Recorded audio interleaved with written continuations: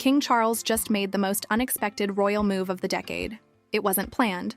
It wasn't polished. It wasn't what anyone expected from the King of England. In a speech that left millions speechless, the monarch broke every royal norm, making a declaration so bold, so unfiltered, it's being compared to the most radical moments in British royal history. This wasn't ceremonial. It wasn't about tradition.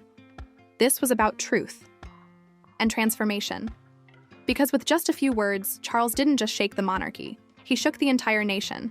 And what he revealed has already begun rewriting royal history, splitting public opinion down the middle and igniting a firestorm of controversy, admiration, and fear. Let's dive into what happened, what Charles said, why he said it now, and how this single announcement might change the face of the British monarchy forever. Because once you hear what he said, you won't look at the crown the same way again. It started as a typical royal broadcast, a modest room at Clarence House, the Union Jack in the background, Charles seated, as composed as ever. The media was told it would be a brief national update. But there was something in his eyes. Tired, yes, but resolute.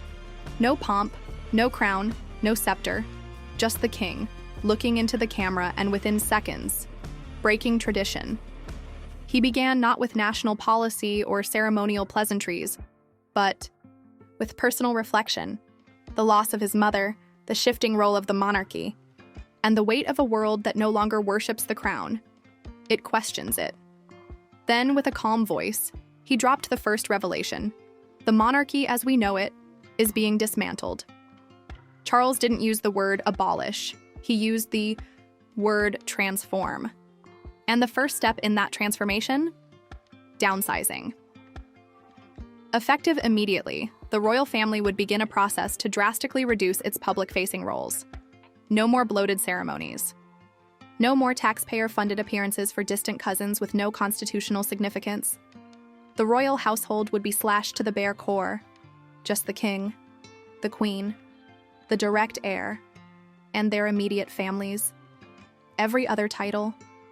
Under review, every allowance, frozen, every royal expense, audited, publicly. And then came the twist no one expected. King Charles announced he would be personally relinquishing control of multiple royal estates, starting with Balmoral and Sandringham.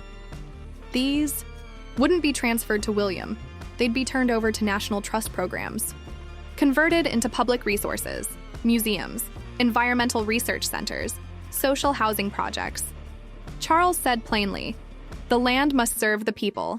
This wasn't a gesture, it was a philosophy, one that echoed a deeper, more uncomfortable truth, one Charles admitted openly in the second half of his speech. He admitted the monarchy had become disconnected, that the institution he was born into had failed to adapt, failed to listen, failed to recognize the pain of its own people. And, in a move that silenced even the harshest royal critics, he apologized, not in vague terms, not with PR-crafted language, but with brutal honesty.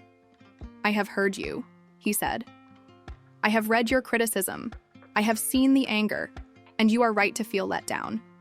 For a king to say that publicly, unprecedented. But Charles wasn't done. The speech then turned to succession. The room shifted. This was the moment royal watchers had speculated about for years. Would Charles speak of abdication? A quiet retirement? Would he follow in the footsteps of monarchs past and cling to the throne until death? He didn't.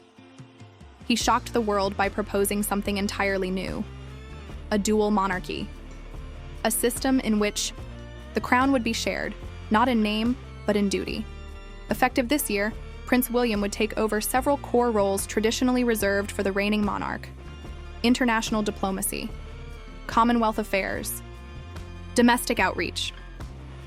William wouldn't be just the heir apparent. He would be the co-head of state, with Charles. Not symbolic, constitutional, side-by-side leadership. It wasn't a demotion.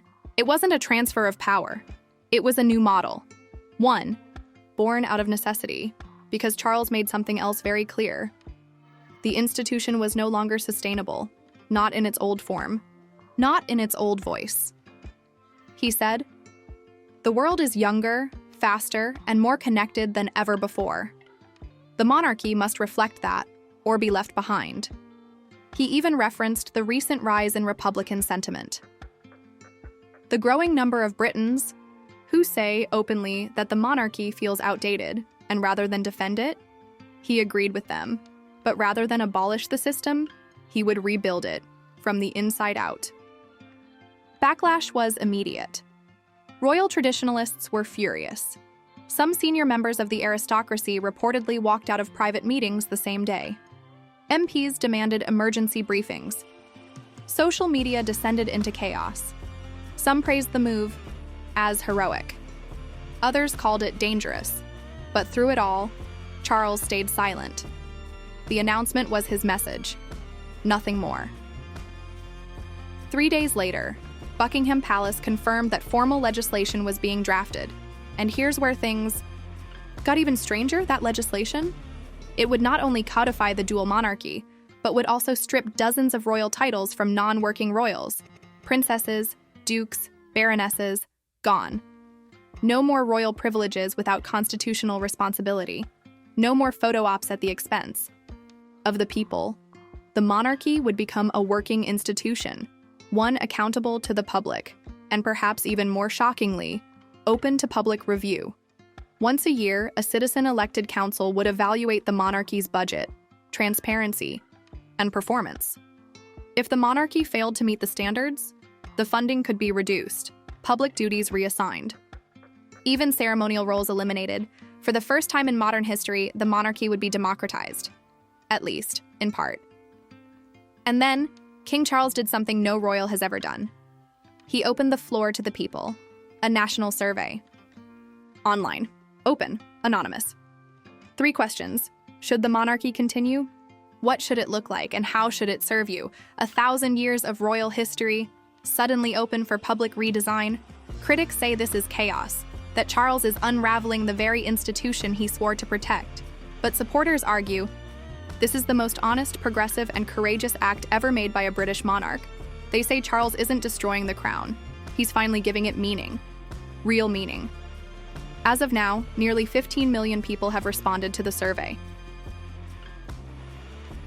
Initial results: 72% support a modernized monarchy. 1% support a dual monarchy. 9% say the monarchy should end completely. But perhaps the most important number is this: 92% say this is the first time they've ever felt heard by the royal family.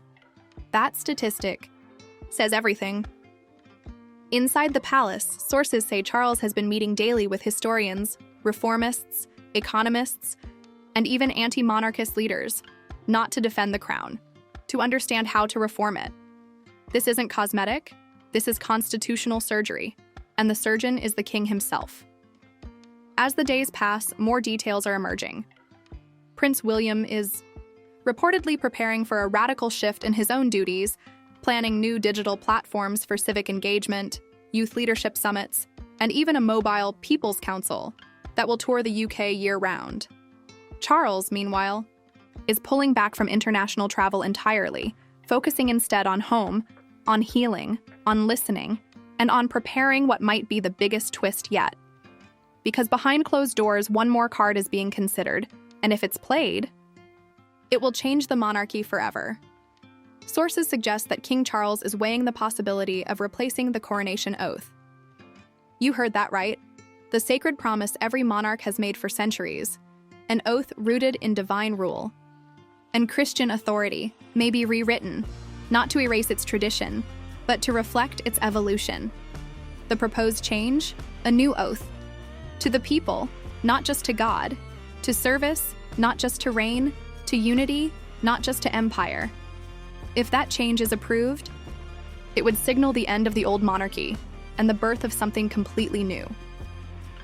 And that brings us here. A nation divided, a monarchy in free fall, or flight. A king who has spent his entire life waiting to lead, and is now leading in a way no one ever imagined. By changing everything, by questioning everything, and by risking everything. Because make no mistake, this isn't just about land, titles, or ceremonies. This is about identity, about what Britain is, what it stands for. And who it's becoming, and the next chapter, well, It might not have a throne at all.